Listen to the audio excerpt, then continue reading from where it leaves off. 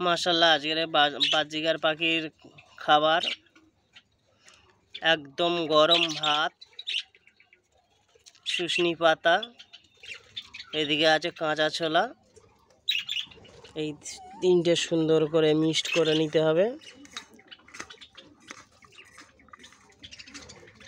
এইভাবে সুন্দর করে মিক্সড করে নিতে হবে। তে হালকা একটু লবণ দিতে হবে, দিলে ভালো হবে, পাখি খেতে ভালো লাগবে। পাখিকে একদম এলো হলে পাখি অনেক সময় খেতে চায় না। খাবারটা দিয়ে দেবো।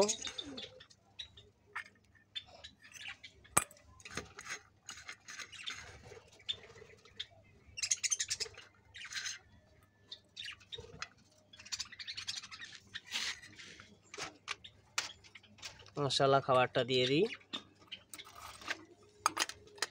আহ আহ আহ আহ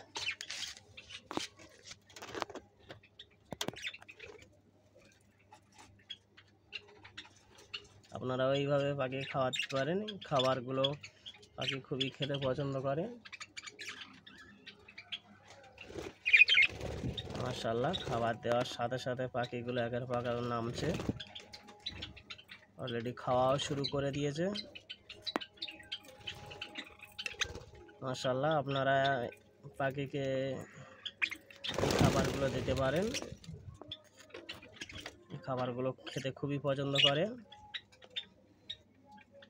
আহ আহ আহ আহ আহ আহ